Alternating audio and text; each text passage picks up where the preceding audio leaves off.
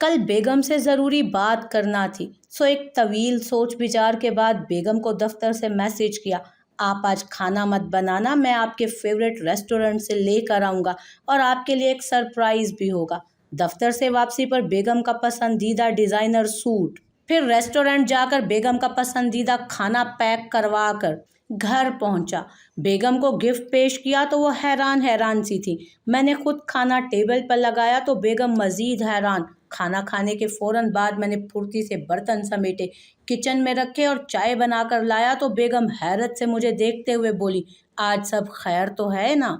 मैंने एक इत्मीनान के साथ कहा, अरे बेगम, मौसम इतना अच्छा है, आप अपनी फेवरेट गुड़ वाली चाय इंजॉय करें ना, हम बाद में बात करते हैं। चाय खत्म होते ही बेगम बेडरूम में चली गई, जबकि मैंने लैपटॉप ऑन करके 2-3 ईमेल्स का जवाब दिया और कमरे में पहुंच गया, जहां बेगम थकी हारी सी लेटी थी। मैंने पूछा, बेगम क्या हुआ, तबीयत तो ठीक है ना आपकी?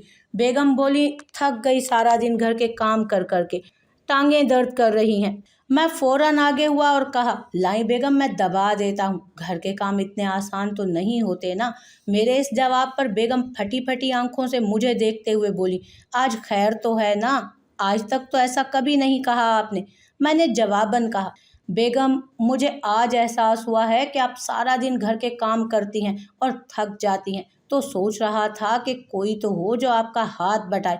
बेगम ने कहा, ना ना, मुझे काम वाली मासी नहीं रखनी, ये मासियां घरों की बातें दूसरों घरों में जा जा कर बताती हैं। मैंने फौरन कहा, अरे बेगम, काम वाली मासी कौन रख रहा है? बेगम, तो फिर? मैंने जल्दी से कहा, अरे बेगम, वो आपकी सहेली है ना, सनोबर, वो जो बैंक मैनेजर हैं, और उनकी अभी शादी भी नहीं हुई, तो सोच रहा हूँ कि अगर आप मेरी उनसे शादी करवा दें तो आपको इतनी मुशक्क़त तो ना करनी पड़े।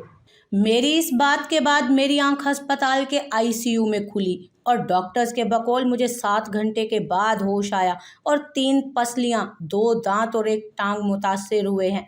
अब बंदा सीधा सीधा इनकार भी तो कर सकता है कि नहीं? तुसी दसो।